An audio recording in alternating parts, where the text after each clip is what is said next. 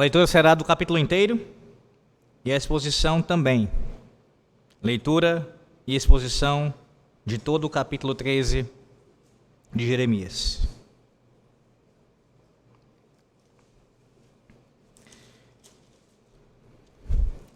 Assim diz o Senhor nosso Deus.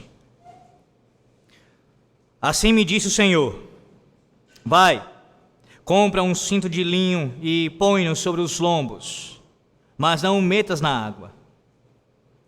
Comprei o cinto segundo a palavra do Senhor e o pus sobre os lombos.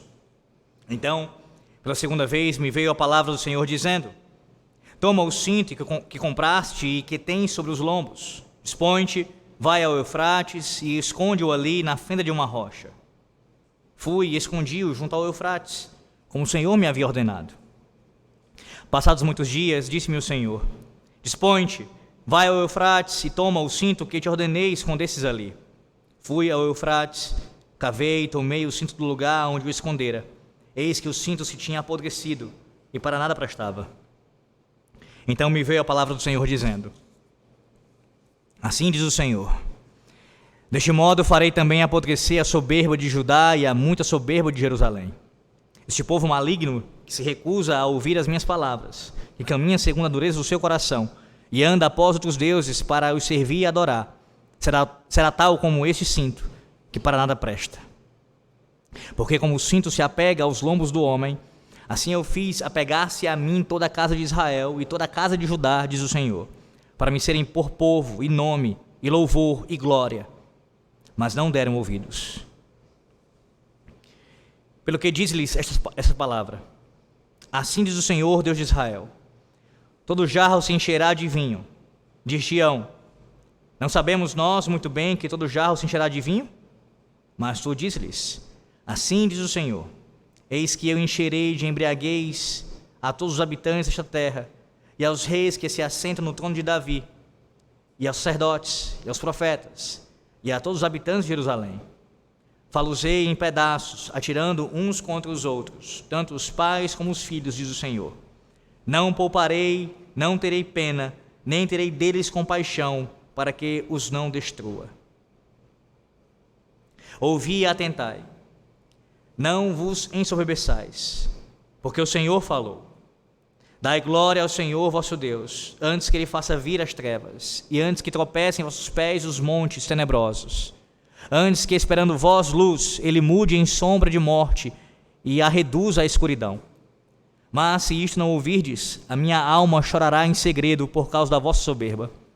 Chorarão os meus olhos amargamente e se desfarão em lágrimas, porquanto o rebanho do Senhor foi levado cativo. Dize ao rei e à rainha mãe: humilhai-vos, assentai-vos no chão, porque caiu da vossa cabeça a coroa da vossa glória. As cidades do sul estão fechadas, e ninguém há que as abra. Todo Judá foi levado para o exílio, todos cativos. Levantai os olhos e vede os que vêm do norte. Onde está o rebanho que te foi confiado, o teu lindo rebanho? Que dirás quando ele puser por cabeça contra ti aqueles a quem ensinaste a ser amigos? Acaso não se apoderarão de ti as dores, como a mulher que está de parto? Quando disseres contigo mesmo: por que me sobrevieram estas coisas? Então sabe que pela multidão das tuas maldades levantaram as tuas fraldas, e os teus calcanhares sofrem violência. Pode acaso o etíope mudar a sua pele, ou o leopardo as suas manchas? Então podereis fazer o bem, estando acostumados a fazer o mal. Pelo que os espalharei como o restolho que é arrebatado pelo vento do deserto. Esta será a tua sorte, a porção que te será medida por mim, diz o Senhor. Pois te esqueceste de mim e confiaste em mentiras. Assim também levantarei as tuas fraldas sobre o teu rosto, e aparecerão as tuas vergonhas. Tenho visto as tuas abominações sobre os outeiros e no campo, a saber, os teus adultérios, os teus rinchos e a luxúria da tua prostituição. Ai de ti, Jerusalém! Até quando ainda não te purificarás? Amém. Corruptio optimi pessima. Corruptio optimi pessima. Uma expressão em latim, um slogan bastante conhecido no latim, que traz a ideia de mais ou menos assim: quanto melhor for a coisa, pior a ofensa.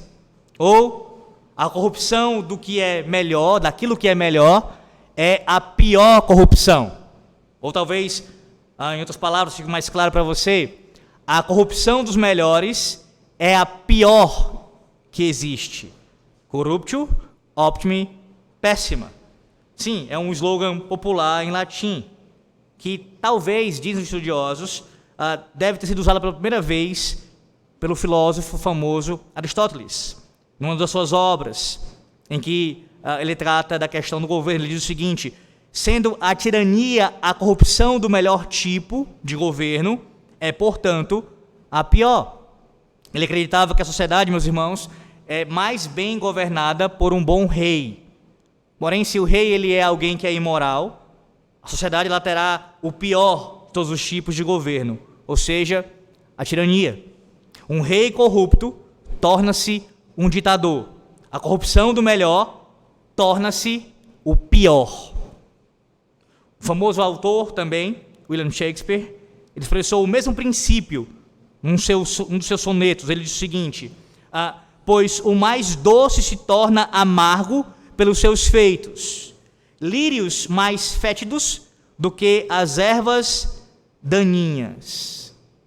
Veja, a decadência da flor mais bela, cria o odor mais fétido. Corruptio optimi pessima. A corrupção daquilo que é melhor se torna a pior coisa. Você tem isso diante dos seus olhos aqui no capítulo 13. O capítulo 13 nos ensina o quão terrível o pecado é e o quanto ele corrompe as pessoas. O quanto ele tem a capacidade, o poder de corromper toda uma nação. Corromper até os melhores. E quando estes são corrompidos, se tornam de fato as piores coisas. O texto nos ensina, meus irmãos, que o pecado corrompe até mesmo o melhor em pior. Lembre-se de Adão. Até mesmo o melhor em pior. Mas em Cristo, o pior pecador pode ser purificado.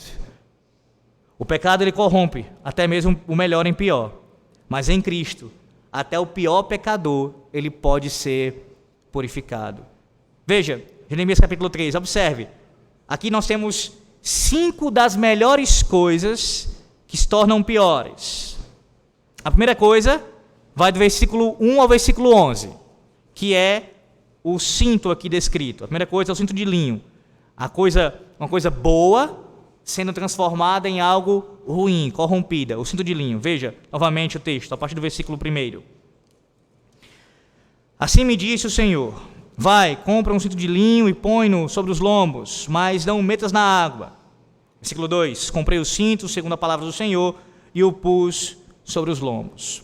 Observe que esse lustroso cinto novo aqui de Jeremias, ele serve muito bem como um recurso visual. E, meus irmãos, essa era uma prática comum do Senhor, fazer isso com seus profetas na antiga aliança. Na verdade, se você bem lembrar, hoje pela manhã, na leitura sequenciada de Atos dos Apóstolos, nós ouvimos até mesmo um profeta da nova aliança fazendo isso. O profeta Ágabo, nos dias ali do apóstolo Paulo. Esse recurso visual, através ali de um objeto, através de uma ação, alguma coisa que é usada pelo Senhor como instrumento, para didaticamente ensinar o seu povo e ali expressar de forma muito vívida o sentido da profecia que ele está trazendo ao seu povo. E é a ideia aqui.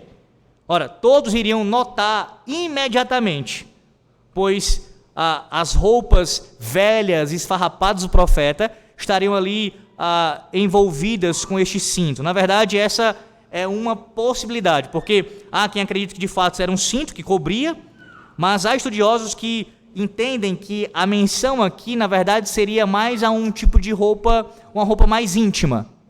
De qualquer maneira, era uma roupa que era nova e serviria, sim, para este propósito, para ilustrar ali a situação do povo. Esse acessório, meus irmãos, ele era usado costumeiramente pelos sacerdotes. Você pode ver depois isso em Levítico capítulo 16. É uma peça ali da vestimenta sacerdotal. Ao colocar aquele cinto novo, o profeta ele passou a ser ainda mais um espetáculo público diante do povo. Mas veja que há algo mais estranho ainda. Não apenas Deus ordena comprar o cinto, a comprar esse objeto, essa peça, mas veja a ordem seguinte, o versículo 3 em diante, versículo 3 a 5. Então, pela segunda vez, me veio a palavra do Senhor, dizendo: toma o cinto que compraste, que tens sobre os lombos, dispõe-te, vai ao Eufrates, esconde-o ali na fenda de uma rocha. Em algumas versões, em vez da palavra aqui da menção a Eufrates, aparece a palavra Perate. E alguns estudiosos da palavra de Deus dão uma explicação aqui para essa localização da palavra, no caso da cidade, esse local chamado Perate, nessas traduções que assim aparecem. Dizem que, na verdade, essa Perate seria uma aldeia cerca de 6,5 km, próximo à cidade natal de Jeremias, Anatote. Ou seja, a tentativa desses estudiosos é dizer que a cidade aqui citada não é uma cidade tão longínqua quanto seria de fato a cidade mencionada aqui, como Eufrates, mas seria uma cidade mais próxima do que de fato aqui aparece.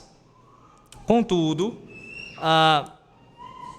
eu entendo, e assim também citando aqui outros estudiosos, que a referência a referência de fato é a essa cidade mais longínqua, ou seja, que ficava não a 6 quilômetros, mas a 480 quilômetros de onde Jeremias estava. E não há nenhuma dificuldade em entender isso. Ora, mas era muito distante. Ora, era comum naqueles dias, até por conta do contexto da época, se percorrer longas distâncias. Ainda mais pelo fato da conjuntura aqui da passagem. Com essa distância, certamente Jeremias levaria longos meses de caminhada. E isso serviria como uma questão prática, para uma lição mais objetiva da parte do profeta, tendo a oportunidade de explicar o sentido daquela ação para aqueles que ele iria se encontrar ao longo do caminho. Não era esse o sentido? O Senhor usa dessa ilustração vívida na vida de Jeremias para didaticamente instruir ao seu povo. Imagine as perguntas que as pessoas fariam a ele ali, quando ele voltasse, ele seguindo com aquele cinto, com aquele objeto, e depois voltando sem ele, tendo deixado ali enterrado. Isso teria dado a ele certamente a oportunidade para explicar o sentido daquela profecia. Independentemente se você acredita que é um local mais longe ou não, o fato é que o ensino principal não se perde aqui. Jeremias deveria, depois de comprar, levar esse objeto, enterrá-lo, e nesse trâmite, nessa ação, ele certamente iria utilizar a oportunidade, quando perguntado, para ensinar o significado daquela profecia. Veja o versículos 6 e 7 em seguida. Observe, Jeremias esperou algum tempo, meus irmãos, antes de voltar ao Eufrates para desenterrar o seu cinto. Versículos 6 e 7. Passados muitos dias, disse-me o Senhor: dispõe-te, vai ao Eufrates e toma o cinto que te ordenei, escondesses ali. Fui ao Eufrates, cavei e tomei o cinto do lugar onde escondera. Eis que o cinto se tinha apodrecido e para nada prestava. Observe que havia passado tempo suficiente para que o cinto estivesse arruinado. As suas fibras estavam esfarrapadas, sujas. O cinto estava, como diz o texto, imprestável. E Deus usou o cinto de linho aqui para mostrar que espiritualmente aquilo que era o melhor tornou-se em pior. Deus queria, e assim tinha escolhido o seu povo para ser o melhor, não para ser como os demais povos, não para andar em iniquidade, viver de forma rebelde a sua lei, a sua palavra, não, mas para ser o melhor, um povo que é distinto dos demais. Versículo 11, veja o versículo 11. Porque como o cinto se apega aos lombos do homem, assim eu fiz apegar-se a mim toda a casa de Israel e toda a casa de Judá, diz o Senhor, para me serem por povo, e nome, e louvor, e glória, mas não deram ouvidos. Veja como o cinto de linho aqui, ele deveria ser essa bela ilustração, uma representação do relacionamento entre Deus e o seu povo. A ideia é essa. Assim como o cinto estava sobre os lombos de Jeremias, envolto a Jeremias, o povo da aliança estava assim unido ao seu Deus, muito próximo. E se de fato é uma referência a uma peça mais íntima, essa ideia fica ainda mais profunda, do grau de intimidade, de proximidade entre o Deus da aliança e o seu povo. Esse é o propósito do Senhor para nós. Que sejamos limpos, não sujos. Que sejamos como o cinto de linho que é belo, que está ligado a Ele, próximo a Ele, radiante, e não esfarrapado, e não imprestável. Por assim dizer, Deus Ele quer nos envolver em sua cintura, o mais próximo dEle possível. Meus irmãos, o novo cinto aqui de linho, descrito por Jeremias, nos lembra da primeira pergunta do breve catecismo. Você lembra? Qual é o fim principal do homem, de todo homem? Glorificar a Deus e alegrar-se nele, ou gozá-lo para sempre. Foi com este fim que Deus nos fez, para nós resplandecermos a sua glória, para nós vivermos para o seu louvor. Veja, o texto é claro em falar isso. Versículo 11 ainda. Para serem meu povo, e nome, louvor e glória. Eu os criei e eu os redimi dos seus pecados, para que tenham comunhão comigo e vivam na mais profunda alegria e intimidade comigo, em aliança pactual, em pacto comigo, em aliança comigo. Para a sua glória, para o nosso bem. O objetivo principal, o objetivo maior de todo ser humano, Deus nos fez para nós sermos este cinto aqui. E não tenha dúvida que nós só estamos em nosso melhor quando vivemos com esse propósito. Por mais que alguém possa ser visto em alguma área ou em várias áreas de sua vida de forma a ser elogiado, se tal pessoa não reconhece o senhorio de Deus, de Cristo sobre a sua vida, se não confessa o seu nome, se não vive para a sua glória, não passa de um cinto de linho apodrecido, que para nada presta, pois o seu fim não é exaltar o seu Criador, mas vive em rebelião contra Ele. Observe como o povo de Deus não estava no seu melhor nos dias do profeta Jeremias. E a corrupção dos melhores, como nós temos ouvido, é a pior. Versículo 10. Veja o versículo 10. Volte agora ao versículo 10. Este povo maligno, que se recusa a ouvir as minhas palavras, e caminha segundo a dureza do seu coração, e anda após outros deuses para o servir e adorar, será tal como este cinto, que para nada presta. Alguns entendem que esta, e é o que faz sentido mesmo com a passagem, é uma referência aqui ao exílio, novamente uma nova referência ao exílio babilônico. Perto do final do ministério de Jeremias, como você sabe, nós ainda veremos de forma mais explicada, de forma mais detalhada, o povo de Judá foi levado para o cativeiro babilônico. Jeremias, o fato de ter levado o cinto ali para o Eufrates, ou seja, enterrado próximo à Babilônia, tinha esse sentido também, irmãos. Já era apontando para o cativeiro. Percebe como a figura aqui fica ainda mais clara também da profecia? O local que Deus designa para o cinto ser enterrado já era um vislumbre do que o povo provaria. O juízo que viria por ocasião, no caso, por instrumentalização dos caldeus. E há sim profecias aqui claras sobre o exílio nesse capítulo. Veja, versículo 19, parte B. 19, parte B. Todo Judá foi levado para o exílio, todos cativos. Versículo 24. Pelo que eu espalharei como o restolho, restolho que é arrebatado pelo vento no deserto. E por que isso? Ora, mais uma vez o que está em vista aqui é a condenação do povo por causa das alianças estrangeiras que eles fizeram. Você sabe, o Senhor Deus ele proibiu isso em sua palavra, que o seu povo não poderia entrar em aliança com os povos pagãos, eles não podiam fazer isso. Depois da batalha, diz um estudioso, de Carquemes, em 605 a.C., Joaquim, rei de Israel, jurou fidelidade a Nabucodonosor, rei da Babilônia. E essa aliança, ela desagradou muito ao Senhor nosso Deus.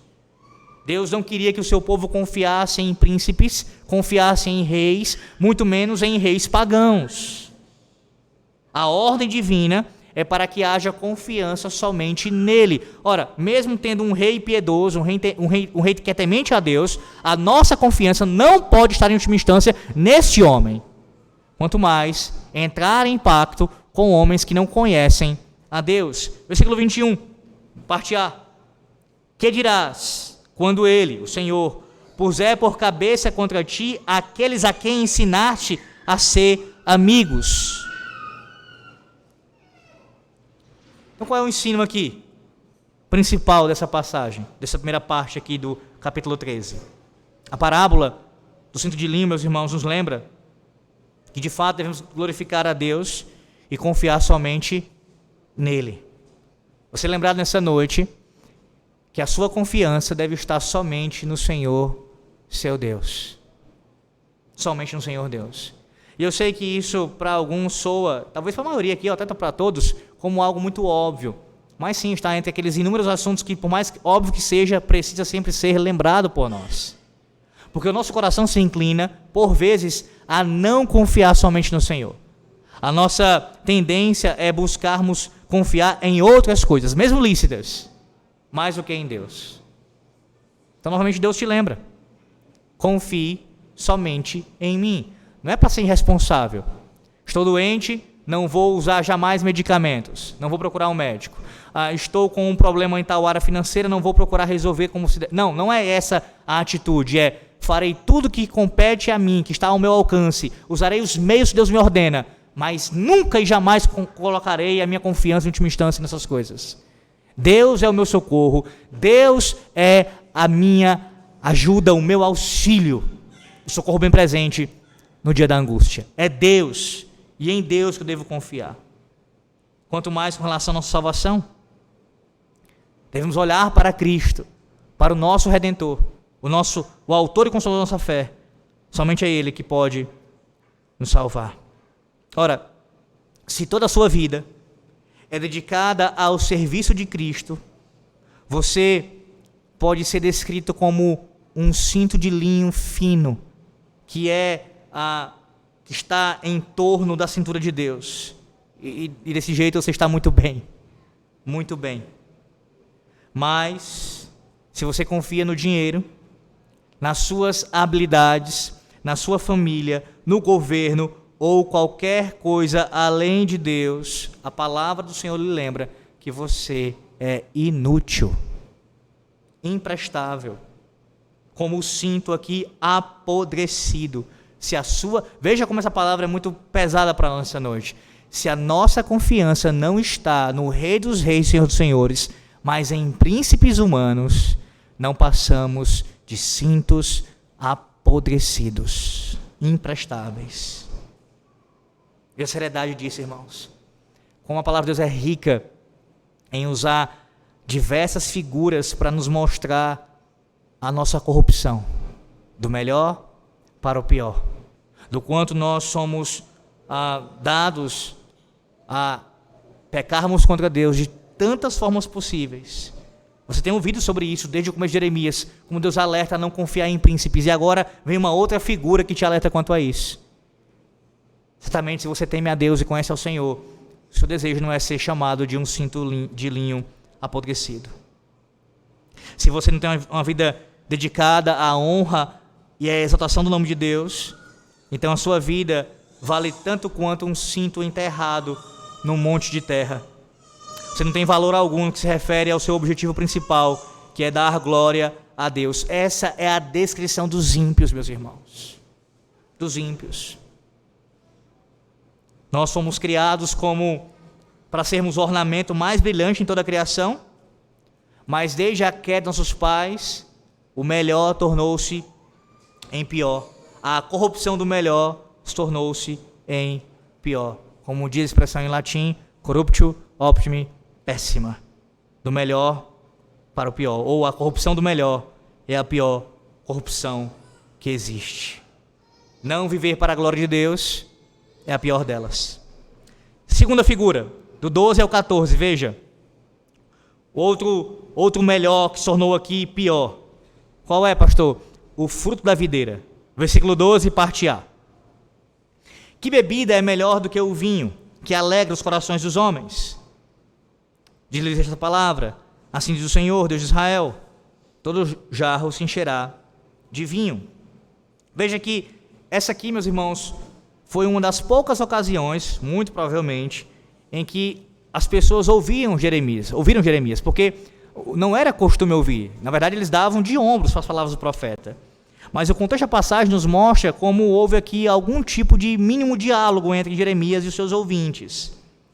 Ele estava aqui fazendo referência a um adágio popular, algo que era comum, que era conhecido por eles. Eles já tinham escutado essa frase antes. Veja como eles respondem no versículo 12, ainda parte B. Não sabemos nós muito bem que todo jarro se encherá de vinho? Outras palavras, nós já sabemos muito bem disso, Jeremias. Sabemos. Ora, para que servem os jarros de vinho? Servem para quê? Para serem cheios. Cheios de vinho. Sabemos disso. E aí veja como Jeremias, de forma impetuosa, ele fala em seguida, no versículo 13, parte A. Assim diz o Senhor: eis que eu encherei de embriaguez a todos os habitantes desta terra. As palavras de Calvino, meus irmãos, comentando esse texto aqui, ele diz o seguinte: de fato, todos sabiam que os jarros eram feitos para o vinho. A resposta está correta quanto a isso. Todavia, eles não entenderam que eles é que eram os jarros. Qual é a ilustração aqui que Deus está usando através do profeta? Assim como o jarro era cheio de vinho, o vinho era derramado no jarro e ali ele ficava preenchido, aqueles homens, aquele povo seria embriagado com a ira de Deus. O vinho aqui serve como uma imagem para a ira do Senhor Deus, assim como acontece em outros versículos da palavra do Senhor. Então vocês, Jeremias está dizendo para eles, vocês serão cheios da ira de Deus. Vocês são os jarros. Percebe como essa resposta do povo, ela expõe muito bem o que os ouvintes de pregações respondem muitas vezes. Eles conseguem entender parte da verdade, conseguem ter alguma ideia do que está sendo dito ali pelo pregador, mas perdem de vista a mensagem central, o objetivo maior que está sendo pregado ali. E ficam pelo meio do caminho, se achando sabichões, achando que compreenderam a mensagem. Não, de fato, é isso mesmo, sabemos já sobre isso, quando na verdade expõe a sua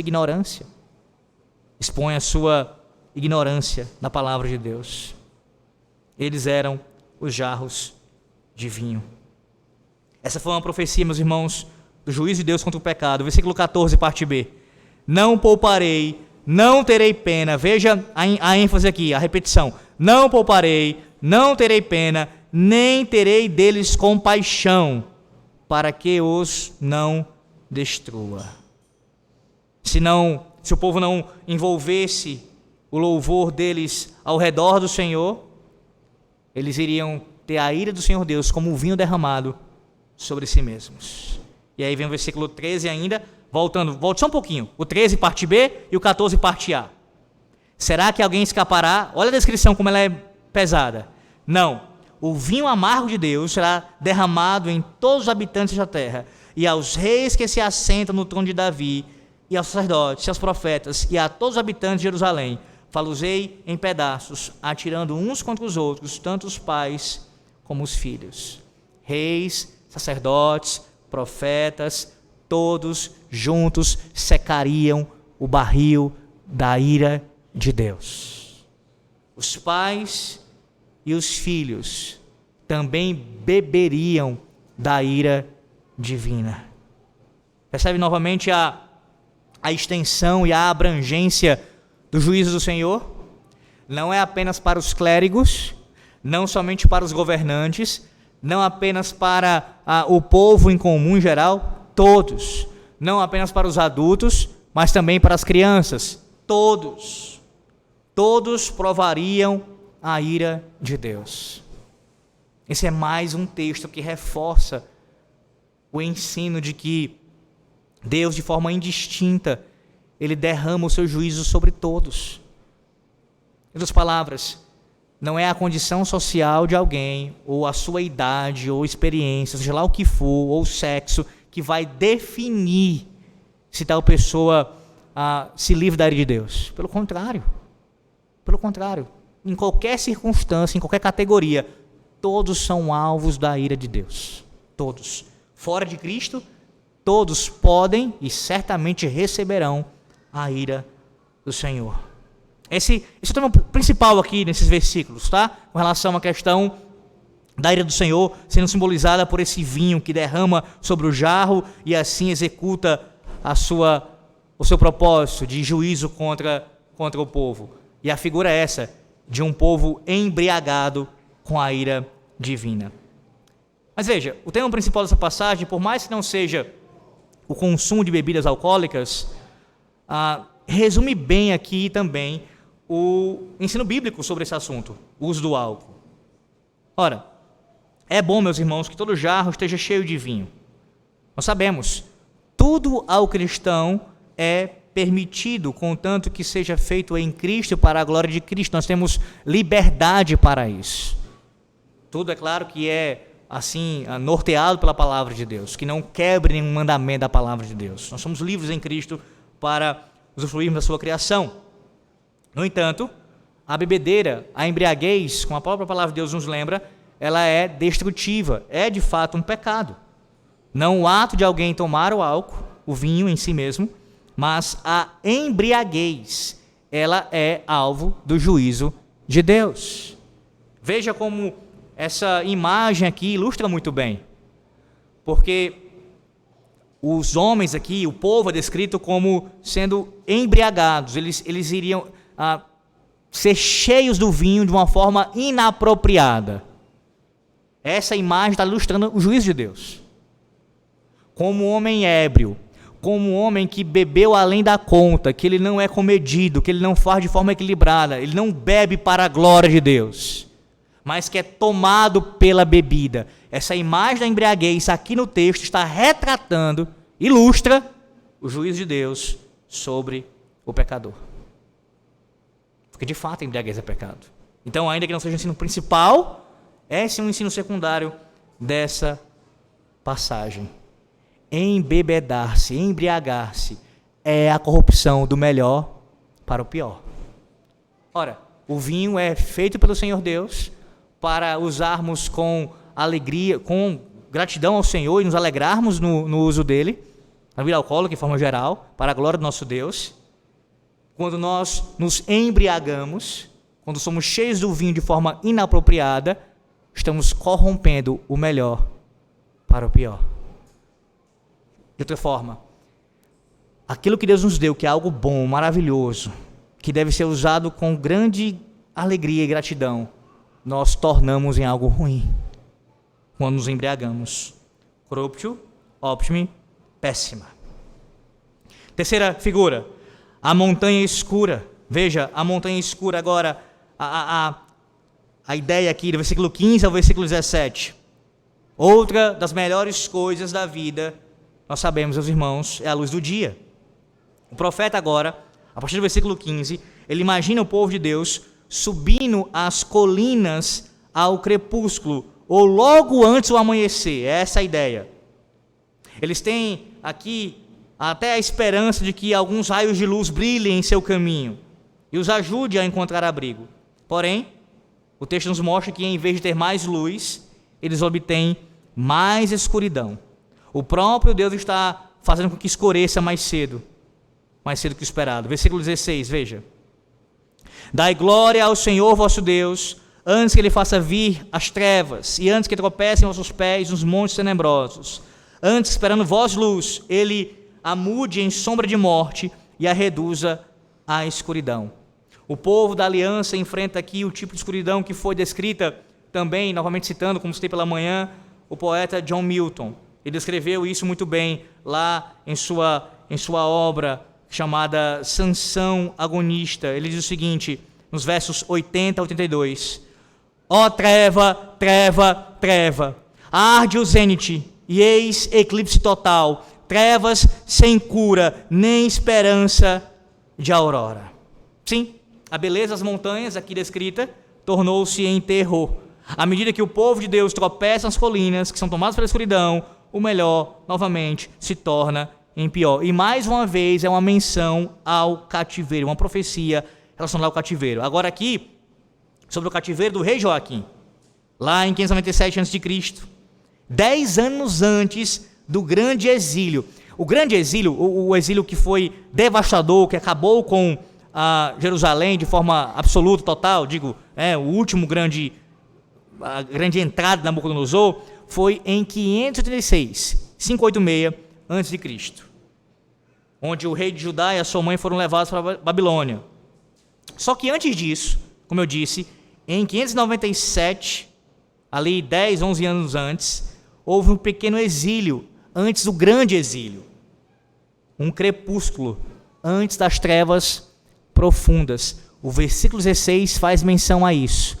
Antes da grande escuridão chegar, uma pequena escuridão, um crepúsculo vai acontecer. E o motivo é dado para nós aqui nesse texto, o motivo disso acontecer. Você sabe, são muitos pecados descritos, mas um deles, que o texto vai nos mostrar, é o pecado do orgulho. Veja o versículo 9, volte só um pouco, veja o versículo 9, lembrando aqui do começo. Versículo 9, Deus prometeu apodrecer a soberba de Judá e a muita soberba de Jerusalém. Versículo 15, o profeta advertiu, ouvi e atentai, não vos ensoberbeçais, porque o Senhor falou. O pecado da soberba, você sabe muito bem, como diz Provérbios, capítulo 16, versículo 18. Soberba precede a ruína e a altivez de espírito a queda. O pecado da soberba, o pecado de se exaltar, de se considerar superior, é um pecado descrito aqui nesse texto como uma das razões também para que o povo experimentasse tamanha escuridão. E aí você tem essa imagem do povo caindo de uma alta montanha. Por quê? Por causa da sua falta de humildade, por causa da sua soberba. Jeremias responde a isso com lágrimas, não poderia ser diferente. Versículo 17, ele chora por eles. Versículo 17, mas se isto não ouvirdes, a minha alma chorará em segredo por causa da vossa soberba, chorarão os meus olhos amargamente, se desfarão em lágrimas, porquanto o rebanho do Senhor foi levado cativo. Essa é a expressão vívida do coração do profeta. Ele tinha compaixão pelo seu povo. É algo que todos nós, meus irmãos, cristãos, devemos ter uns pelos outros, sem dúvida. E isso tem que ser visto especialmente na vida de um pregador que se coloca a falar publicamente diante do povo da aliança. Demonstrar compaixão pelo povo. Isso não quer dizer que não haverá denúncia contra os pecados. Pelo contrário, Jeremias fez isso e fez isso aqui várias vezes nesse capítulo mesmo. Mas à medida que ele percebe que o povo não se volta para Deus, mas se distancia cada vez mais, e o juízo é algo que está chegando, vai acontecer, vai alcançá-los, a atitude do profeta é, antes de qualquer outra coisa, antes de se irar, é de lamentar, de tristeza, é de profunda amargura. Eu estou vendo o meu povo sofrendo agora pelos seus pecados e ainda vai sofrer muito mais, porque não quer ouvir a voz do Senhor Deus. A corrupção do melhor para o pior. A escuridão chegando.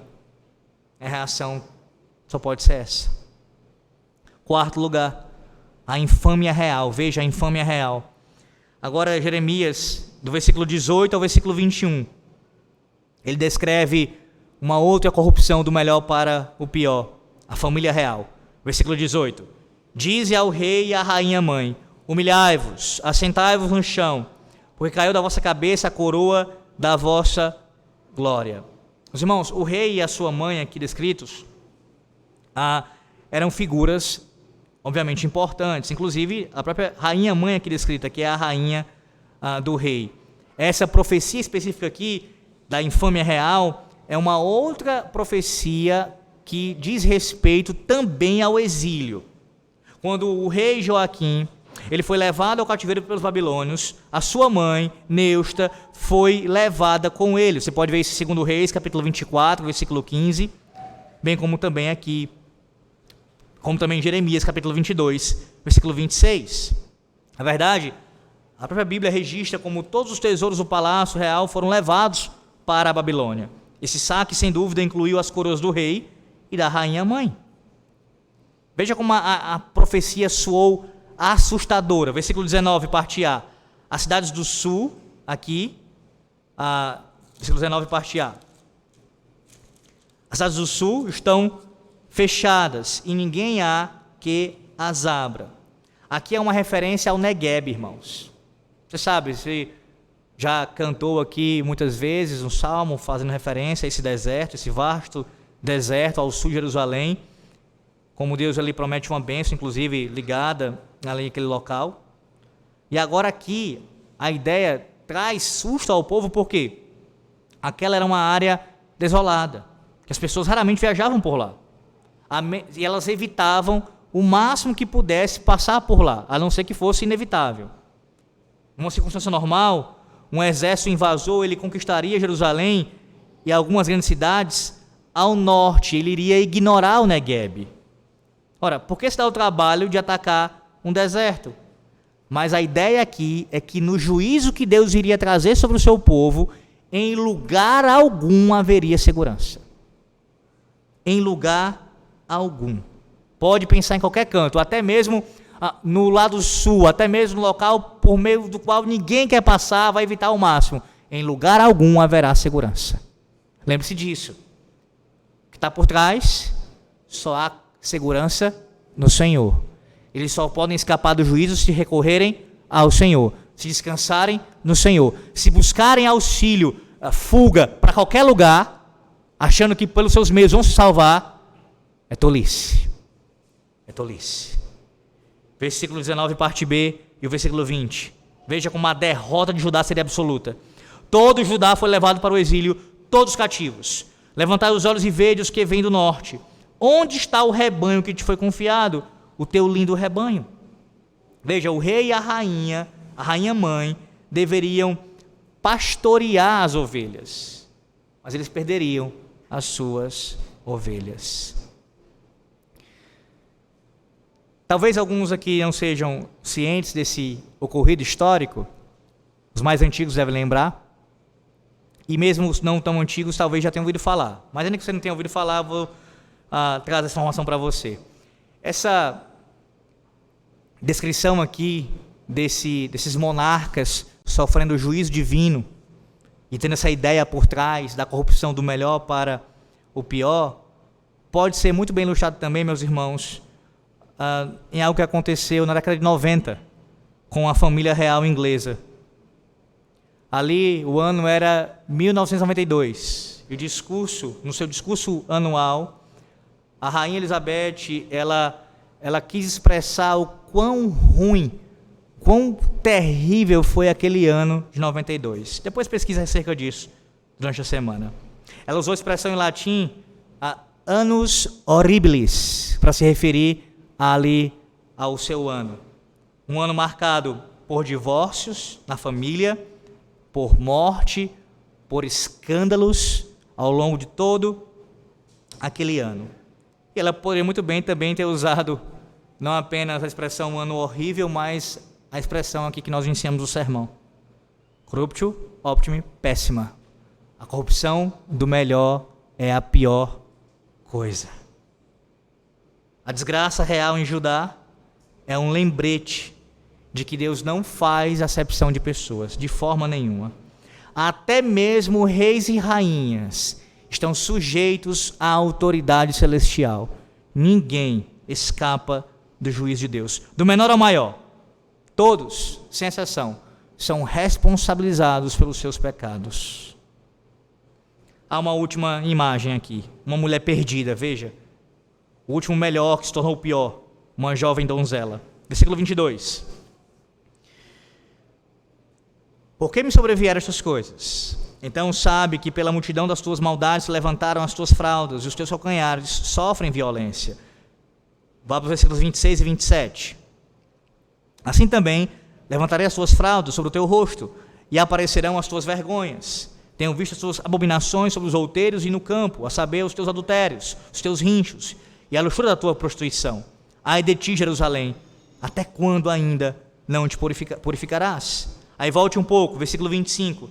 Veja como o povo foi infiel ao Senhor espiritualmente. Versículo 25. Esta será a tua sorte, a porção que te será medida por mim, diz o Senhor, pois te esqueceste de mim e confiaste em mentiras. O povo havia não apenas flertado com falsos deuses, mas, como já vimos também, eles tinham dormido com falsos deuses.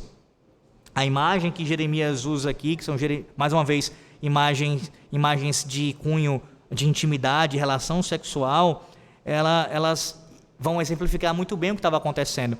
Porque espiritualmente havia uma prostituição, a traição do seu marido, de Yahvé, o Deus verdadeiro, por falsos deuses, mas até mesmo literalmente, em alguns casos, acontecia a prática da relação sexual ali nos cultos pagãos, dentro de Judá.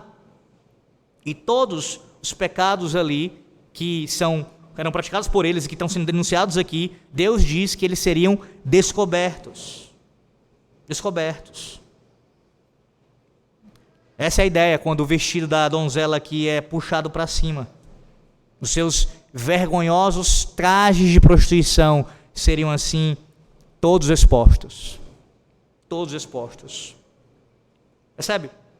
As suas roupas elegantes, elas não podem de forma nenhuma esconder a falsidade do nosso coração.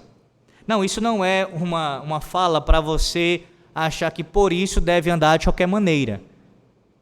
Não é a minha roupa que eu vou para o culto, para o meu trabalho, no dia a dia que eu uso, que vai definir quem eu sou. O que importa é o meu coração. É que a gente escuta muitas vezes, né? Não, uma coisa não está contra a outra. Quem é transformado no seu coração pelo Evangelho vai demonstrar isso também através das suas vestes, do seu externo, da sua vida, do que ele veste, do que ele usa. Todavia, não é meramente o que ele usa que de fato diz quem ele é, mas o que ele experimentou no seu coração, se ele for de fato convertido. Por mais que uma pessoa ela use roupas que sejam aparentemente modestas e até elegantes, se o seu coração for falso diante de Deus, corrompido, isso tudo não passa de monstruosidade, da tentativa de cobrir os seus pecados. Mas Deus nos lembra nessa noite que Ele mesmo promete descobrir todos os nossos pecados. Eu pergunto a você, você pode imaginar como seria o seu coração se Deus removesse todas as suas defesas, toda a sua hipocrisia, toda a sua conversa piedosa e todas as suas ações presunçosas? Nós, quando a gente chega à fé cristã, quando somos convertidos, nós aprendemos o que alguns chamam em nosso país de evangeliquez. Nós começamos a usar termos e um vocabulário que é muito comum ao meio evangelical. E veja, não estou dizendo com isso que nosso vocabulário não tem que ser mudado, é claro que tem que ser transformado pela palavra do Senhor. Se falávamos antes palavrões, deixamos de falar palavrões. Se palavras frívolas saem de nossas bocas, a gente tem que deixar de usar palavras frívolas, sem dúvida. E assim por diante. Tem que haver uma transformação sim na nossa linguagem, não tenha dúvida. Só que há pessoas que fazem somente essa mudança externa, somente na aparência, e começam a aprender, e aí para piorar, meros jargões do meio evangelical, como se aquilo pudesse esconder, servir como uma capa, uma roupa que cobrisse o seu pecado. Deus expõe isso. Deus expõe isso. Deus expõe a cada sermão que é fielmente pregado, e Deus promete expor isso naquele grande dia, no dia do juízo. Se for apenas de palavra, apenas de boca, que se não for de coração, mas com lábios somente, Deus irá expor. Meus irmãos, não tenho nenhuma dúvida quanto a isso. E a gente ainda vai chegar em Jeremias para falar sobre esse assunto de forma específica. O coração do homem, o coração pecaminoso, é a pior coisa que existe, é a maior das monstruosidades. É impressionante ainda mais como pastor, na condição de pastor, eu escuto frequentemente crentes tentando se justificar e falando de si mesmos em alta conta, quando deveriam ser pessoas que demonstram não soberba, mas humildade. Todos nós, sem exceção. A gente, quando vai para um aconselhamento, a pessoa, no lugar de assumir e dizer, eu não estou falando que isso acontece com todos, tá? Existem exceções, obviamente, estou falando de casos específicos. A pessoa, no lugar de confessar, não, pastor, de fato, eu cometi esse pecado, e falar com humildade, fica o tempo todo. Não, porque eu sou isso, porque eu sou bom naquilo, porque o meu amor por Cristo... Tudo bem, não há espaço para você também falar algo nesse sentido, mas você percebe, por vezes, a tentativa de encobrir a pecaminosidade. No lugar de deixar o coração aberto, exposto para ser tratado. Ora, se você não faz isso, certamente o seu coração continua doente, precisa de tratamento. Precisa de tratamento, e somente pela palavra de Deus isso vai acontecer. Só assim a cura. A gente tem que parar de ter essa alta consideração acerca de si mesmo e olhar para nós e dizermos, como disseram os teólogos do passado, como por exemplo Jonathan Edwards me vem à mente agora, da profundidade, da pecaminosidade do nosso coração, do abismo que é de pecado existente em nosso coração. Descobri isso. O melhor tornou-se pior, meus irmãos. O cinto de linho, o jarro cheio de vinho, o crepúsculo da montanha, a família real e a vergonha da prostituta. Tudo isso ensina a mesma lição. Essas 5 imagens ilustram para nós a doutrina da depravação total. O homem foi inteiramente corrompido pelo pecado. Em sua alma, em seu corpo, em todas as suas faculdades. Todo o ser humano por inteiro foi atingido, foi totalmente depravado. Essas imagens demonstram aspectos do pecado e também o tipo de juízo que cada pecado merece, meus irmãos. Essas imagens mostram que os seres humanos se tornam o que eles se tornam quando estão aquém da glória de Deus. É isso que se torna, do melhor para o pior. Da maior e principal criação de Deus, ou seja, a melhor para o pior. E aí vem a pergunta com que Jeremias termina o capítulo. Versículo 27. Como é que ele conclui? Ele conclui o capítulo com uma pergunta. Veja que interessante isso. Até quando ainda não te purificarás? É interessante porque o Antigo Testamento, ele nos dá respostas, de fato, muitas vezes de forma explícita, direta acerca de algum assunto. Em outros momentos, ele sugere a resposta. Aqui é uma das vezes que ele simplesmente faz uma pergunta. Você pode lembrar, por exemplo, do final do livro de Jonas, onde termina com uma pergunta também. Então acontece essas vezes. Aqui é o capítulo, ele termina com uma pergunta. E a resposta aqui a essa pergunta, não tenha dúvida, é que você permanecerá impuro durante toda a sua vida, enquanto você insistir em se purificar sozinho. Essa é a resposta. Primeira resposta a essa pergunta. Até quando ainda não te purificarás? Ora, se a tentativa de purificação se dá pelos meus meios, através da minha ação, se eu mesmo quero reformar a minha vida, confiando em mim, ainda permanecerei impuro. Não há, meus irmãos, não há nada que um pecador possa fazer por si mesmo para ser salvo, para purificar a sua vida. Ele não pode mudar a sua própria natureza pecaminosa. O que Jeremias quer dizer aqui, na sua fala, é que você e eu, nós somos pecadores inveterados. Volte um pouco e veja o versículo 23, como está ligado a isso, ao versículo 27. Versículo 23, parte A. Pode acaso o etíope mudar a sua pele ou o leopardo as suas manchas? Deixa eu explicar algo antes de falar o significado do texto. Esse texto, às vezes, ele é mal interpretado, ele é incorretamente interpretado para tratar de questões raciais. Como se Jeremias estivesse dizendo que houvesse algo de ruim, algo de mal na pele negra, porque de fato a referência de Jeremias aqui é a pele negra, quando ele faz aqui referência ao etíope. Mas não é isso que Jeremias está falando. Não há mal em ser branco ou em si mesmo, ou mal em ser negro. É claro que não. É claro que não. De forma nenhuma. Na verdade, as pintas pretas do leopardo citado aqui são até mesmo uma demonstração da sua beleza, de como Deus o fez. Então não há maldade aqui na cor da pele, de forma nenhuma. Mas é uma ilustração. Uma ilustração. Assim como, e aí alguns dizem isso, né, que Jeremias tem em mente o etíope, os da terra de Cush, os negros ali, por serem diferentes em relação aos judeus. Se ele tivesse num contexto onde tivesse, isso é algo provável, tá? O texto não diz, talvez pudesse acontecer, num contexto onde tivessem mais negros, ele usasse como referência uma pele mais clara, para apenas ilustrar o que ele quer dizer. Ou seja, que ninguém pode mudar a cor da sua pele. Você não tem capacidade para fazer isso. Assim como a cor da pele não pode ser mudada, a natureza pecaminosa não pode ser alterada por você mesmo. Você não tem poder de fazer isso. É essa a ideia simples da passagem aqui. Não condenando a cor da pele em si, mas ilustrando com isso para mostrar que ninguém pode por si mesmo mudar a sua própria natureza. É como Jeremias diz a seguir no versículo 23 ainda: então poderíeis fazer o bem estando acostumados a fazer o mal. Fazia sentido, meus irmãos, que o profeta usasse os etíopes aqui, como eu disse, porque eles eram relativamente raros em Israel.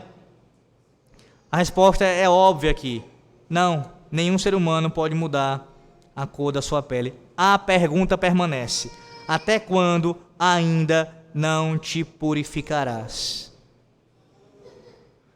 A resposta para isso é: se eu não posso, alguém precisa mudar. Alguém precisa transformar a minha natureza.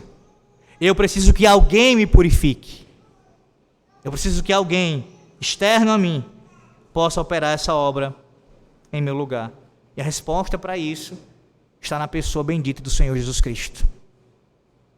Você e eu, nós estávamos impuros até o momento em que nos encontramos, ou no caso Cristo nos encontrou, até sermos purificados por Ele. É somente através da sua obra vicária, do seu sangue vertido na cruz do Calvário, que nós podemos ser purificados. O nosso catecismo expressa isso muito bem, meus irmãos. Na pergunta 152, o Catecismo Maior de Westminster, diz o seguinte: o que todo pecado merece da parte de Deus? Resposta: todo pecado, até mesmo o menor deles, sendo contra a soberania, a bondade, a santidade de Deus e contra a sua justa lei, é merecedor da sua ira e maldição, tanto na vida presente quanto na vida por vir. E não pode ser espiado. Se termina aqui. E não pode ser espiado, disseram nossos pais, senão pelo sangue de Cristo. Senão pelo sangue de Cristo. O seu sangue derramado é o purificador absoluto para o nosso pecado. É o que pode transformar a nossa natureza. É o que pode pegar o pior coração degenerado, corrupto, e transformá-lo, torná-lo algo melhor. Cada uma das coisas aqui citadas, e eu vou ser breve aqui, tá? Nós podemos ver como o Cristo transforma essas coisas. Veja, primeiro com relação ao linho estragado. O linho estragado. A Bíblia promete que linho novo será dado aos santos para vestirem na glória. Apocalipse 19, versículo 8. Vá lá. Apocalipse 19, versículo 8.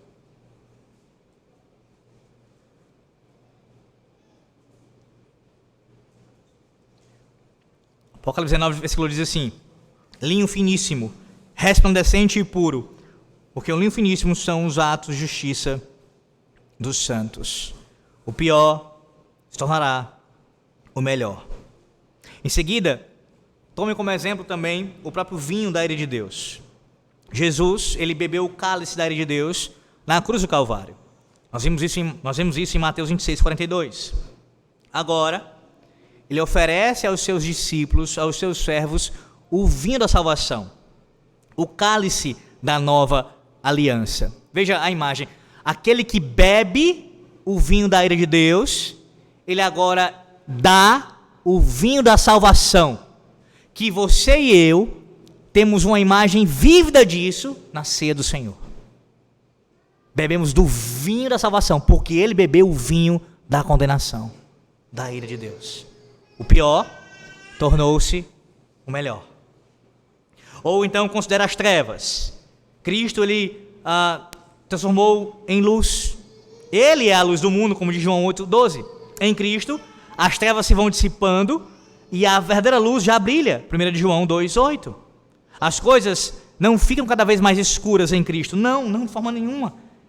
Elas ficam cada vez mais claras. Isso tanto com relação à revelação, que foi progressiva, e em Cristo nós temos a plenitude disso, como também do avanço do seu reino.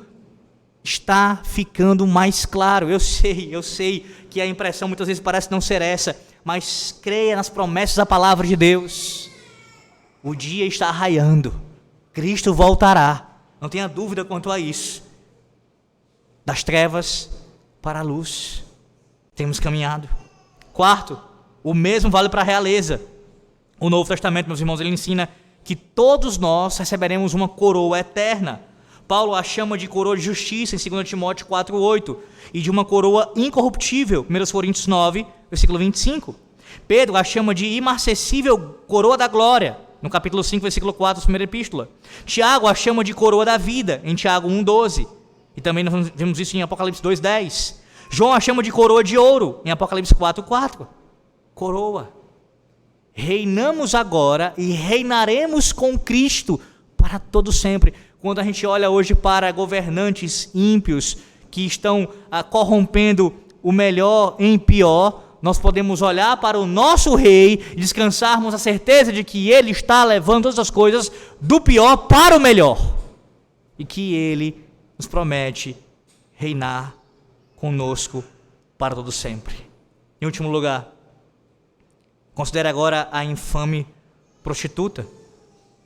Cristo transformou uma meretriz em sua noiva. Essa era a nossa condição. Veja, isso é ilustrado na própria vida de Cristo, quando ele converte corações de prostitutas que passam a segui-lo, que abandonam seus pecados e passam a ter a ele como seu Senhor, como seu Salvador. Mas isso também é verdade com relação a todos nós. Ainda que nós não tenhamos incorrido literalmente em pecados de prostituição, de uma prática de prostituição, mas todos nós, em algum sentido, éramos sim prostitutos, espiritualmente, vivendo longe de Deus, longe de Cristo. E o que Ele fez com você? Tornou você em sua noiva, a noiva dele, esposa dele, purificou você a ponto de você ser chamado de virgem pura, casta, como diz Apocalipse 21:2, como noiva adornada para o seu esposo. Essa é a descrição da igreja, como noiva adornada para o seu esposo. Apocalipse 21, versículo 2. Se você que ouve esse sermão nessa noite ainda se encontra impuro, a palavra de Deus lhe lembra que você não precisa continuar assim. Não precisa. O único caminho é pegar todas as suas roupas sujas, estragadas, esfarrapadas, todas as manchas que você tem, as desonras contra Cristo, e se apresentar diante dele e confiar que ele pode purificar de todo pecado. Como eu sempre gosto de lembrar, não é mera bravata de pregador, isso é palavra de Deus. Deus diz: eu posso te purificar de todos os teus pecados por meio do meu Filho. Eu posso fazer isso. Por mais hediondos que eles tenham sido, por mais desonrosos, por piores consequências que você tenha trazido para a sua vida e de seus familiares, eu posso te purificar de todos os teus pecados. Pastor, você pode dizer: eu já estou em Cristo, eu creio no Senhor, e eu creio que eu fui purificado. Amém para isso. Mas para você também, Deus te lembra, para que quando naquele dia que a tentação vier, que o tentador usar os seus pecados do seu passado para jogar no seu rosto e querer lhe envergonhar, responda a ele. Como dizem que Lutero certa vez fez isso diante do diabo, nos seus conflitos contra Satanás. Satanás, de forma ilustrativa aqui, ele trouxe a lista dos pecados de Lutero e apontou todos os seus pecados. Lutero não negou nenhum deles. Não contra-argumentou. Eu não fiz isso. Não, de fato. Todos eles. Mas escreve aí embaixo: o sangue de Cristo me purificou de todos os meus pecados. De todos os meus pecados. De todos eles. Da blasfêmia, da prostituição, do adultério, da idolatria, do engano, da mentira, da corrupção, de todos os meus pecados. O sangue de Cristo me purificou de todos eles. De todos eles. E a minha consciência, ela é pacificada por causa disso, da mensagem do Evangelho. Eu leio um capítulo como esse, Jeremias 13, e nesse caso, nessa noite, nós ouvimos a sua exposição, nos deparamos com a triste realidade que expõe o nosso coração, mas somos lembrados no último versículo, que a saída sempre é o único caminho, a pessoa bendita do Senhor Jesus Cristo. Não corruptio optimi pessima, mas outra expressão, redemption pessimi optima, ou seja, não a corrupção do melhor para o pior, mas a redenção do pior para o melhor. A redenção do pior é a melhor coisa. Foi exatamente o que o Senhor fez por nós. Caímos em nossa condição diante de Deus, em desgraça, em corrupção, em pecado. Mas pelo sangue de Cristo, pela sua redenção, nós somos assim purificados do pior para o melhor. O pior se torna o melhor.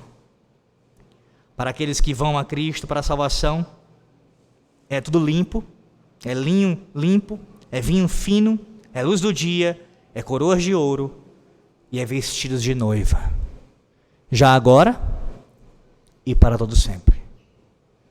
Que Deus os abençoe e console o seu coração. Lhe conceda paz de espírito, não pelos seus méritos, porque você não tem nenhum assim como eu, mas somente por causa de Cristo, aquele que nos purifica de todos os nossos pecados. Amém. Oremos.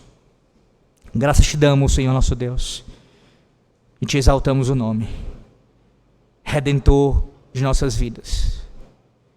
Deus soberano, muito obrigado, Senhor, muito obrigado. Todos nós, em nossa condição natural, somos vis pecadores, Senhor, corruptos. Mas o Senhor nos purificou. O teu sangue nos limpou de todos os nossos pecados, Senhor. Nós cremos nisso, Senhor Deus, porque a tua palavra disse, a boca do Senhor Deus o disse. E descansamos essa promessa, Senhor. E eu te peço por aqueles que, porventura, não tenham ainda experimentado isso essa noite. Ó Deus, conduz pelo teu Santo Espírito ao Evangelho, pelo Evangelho, a pessoa de Cristo. Ao mesmo tempo que se alguém se encontra lutando contra os seus pecados, de uma maneira brutal, a ponto de desconfiar da purificação, ó Deus, que essa palavra, a tua palavra, venha trazer consolo para essa alma. E assim haja descanso, sabendo que nenhum de nós, absolutamente nenhum de nós, pode fazer qualquer coisa para mudar nossa natureza. Não podemos, como não podemos mudar a cor de nossa pele, não podemos mudar nossa natureza pecaminosa. Mas o teu Santo Espírito nos fez nascer de novo, nos concedeu sim um novo nascimento, do alto, e por causa do sangue de Cristo, todos os nossos pecados foram perdoados. Nos consola, Deus, com essa verdade nessa noite, e que isso nos traga encorajamento e ainda mais uma busca ainda maior pela santificação, vivendo à luz dessa verdade, de que porque fomos purificados, devemos viver em santificação. Assim nós clamamos a Ti e agradecemos ao Senhor, Em nome do Senhor Jesus Cristo, nosso Redentor. Amém.